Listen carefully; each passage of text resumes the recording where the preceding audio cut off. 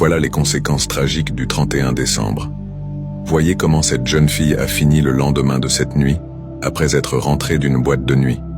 Cette histoire est vraie et se déroule en Haïti. On vous répète souvent de faire attention, mais certains ne veulent pas comprendre. Avant de continuer, n'oubliez pas d'aimer la vidéo, de vous abonner et de partager au maximum pour que cette histoire touche le plus de monde possible. Voici l'histoire de Stéphanie. Elle travaillait comme serveuse dans un snack bar. Tout s'est passé dans la nuit du 31 décembre, en pleine période de fête. Tout semblait normal, il n'y avait pas de problème particulier. Mais ce soir-là, un client attira l'attention dans le bar où elle travaillait. Ce client avait l'air fortuné et se présentait comme un homme d'affaires. À un moment, il a appelé Stéphanie.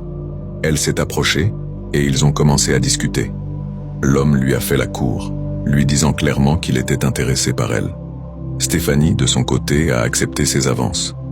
Il lui a alors demandé s'il pouvait se retrouver dans un endroit plus privé. Stéphanie, qui travaillait dans ce milieu, n'en était pas à sa première proposition de ce genre. Pour arrondir ses fins de mois, il lui arrivait de rendre ce genre de service. Elle a accepté donc, mais a demandé à l'homme d'attendre qu'elle termine son service. Chose promise, chose due. Une fois son travail fini, elle est partie avec ce monsieur. Ils sont montés dans sa voiture et se sont rendus dans un hôtel. En payant la chambre, l'homme a insisté auprès de la réceptionniste pour n'être dérangé sous aucun prétexte. Pour être sûr qu'elle comprenne, il lui a même donné un peu plus d'argent. Puis, il est monté dans la chambre avec Stéphanie. Une fois dans la chambre, avant de commencer quoi que ce soit, l'homme a demandé à la jeune fille de patienter. Il est allé dans la salle de bain pour prendre une douche. Stéphanie, habituée à ce milieu, avait gardé certains réflexes et n'était pas totalement naïve. Elle s'est approchée doucement de la porte pour écouter ce qu'il faisait. Elle l'a entendu marmonner des paroles qu'elle ne comprenait pas. Elle s'est dit qu'il était peut-être au téléphone, en conversation privée, et elle est retournée s'asseoir. Sachez tout de suite que ce monsieur était en train de faire ses incantations dans la salle de bain, mais Stéphanie ne s'en est pas rendu compte sur le moment. Quand il est sorti, ils se sont mis d'accord et ont commencé l'acte. Mais au moment où l'homme s'est approché d'elle, Stéphanie a expliqué qu'elle n'arrivait plus à bouger. C'était comme une paralysie du sommeil. Elle était consciente, allongée là, mais incapable de faire le moindre mouvement. L'homme a alors passé à l'acte. Ils avaient déjà convenu d'un prix, et il a fait ce qu'il voulait. Stéphanie était tétanisée, consciente mais impuissante. Il a même fait des choses auxquelles elle n'avait pas consenti, mais elle ne pouvait ni protester ni bouger. Une fois l'acte terminé, Stéphanie a pensé que c'était fini, mais l'homme a sorti un sac en plastique, en a extrait un tissu rouge et a nettoyé avec soin le devant et le derrière de son corps. Il a remis le tissu dans le sac, l'a rangé, puis s'est habillé. Il a laissé une somme d'argent à côté de Stéphanie pour le service et il est parti. Quelques instants après son départ, Stéphanie a retrouvé peu à peu l'usage de ses muscles. Elle s'est levée, habillée en hâte, et a constaté que l'homme était déjà loin. Elle a essayé de l'appeler, espérant garder contact. Après tout, il avait l'air riche, mais le numéro ne passait pas. Elle a pensé que son téléphone était peut-être éteint, a pris ses affaires et est rentrée chez elle. Peu de temps après, toujours dans la même soirée, elle a commencé à ressentir de vives démangeaisons. Au début, elle n'y a pas prêté attention, mais la sensation est devenue insupportable. Elle s'est rendue à l'hôpital.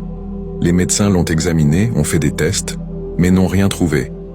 Ils lui ont conseillé de rentrer se reposer, pensant à une irritation passagère. De retour chez elle, les démangeaisons ont persisté, violentes. Elle a décidé de prendre une douche pour se nettoyer et appliquer une crème. C'est là que, pendant qu'elle se lavait, de petits insectes ont commencé à tomber de son corps. Paniquée, elle a crié, appelant sa mère et sa sœur, car elle vivait en famille. Quand elles sont arrivées, elles ont vu avec horreur une multitude de petites bêtes grouillant sur elle. Sous le choc, elles ont demandé ce qui s'était passé. Stéphanie a tout raconté. La rencontre avec l'homme, l'hôtel, son impossibilité à bouger et le tissu rouge. Sa mère, comprenant que c'était grave, a envoyé sa sœur chercher un remède en pharmacie pendant qu'elle appelait pour trouver un taxi et ramener sa fille à l'hôpital. Mais à peine étaient-elles sorties un instant qu'à leur retour, elles ont trouvé Stéphanie dans l'état que vous voyez sur cette photo. Elle était allongée, inerte. Elle avait succombé en peu de temps. La mère, refusant d'accepter cette mort suspecte, a appelé à l'aide. Peut-être un marabout, un tradipraticien ou un membre de la famille connaissant ces choses. La personne contactée lui a expliqué que sa fille avait eu affaire à un ritualiste.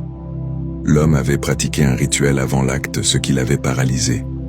Et surtout, lorsqu'il avait essuyé son corps avec ce tissu rouge et l'avait emporté, il avait attaché la jeune fille. Il était déjà trop tard à ce moment-là. Rien ni personne n'aurait pu la sauver. Stéphanie, entre son travail de nuit et ses activités parallèles, avait pourtant été avertie par sa famille. Mais elle croyait maîtriser la situation. Voilà les conséquences. Même si le 31 est passé, restez très prudent. Si vous sortez, faites-le en groupe et restez ensemble jusqu'à la fin. Prenez soin de vous. Merci.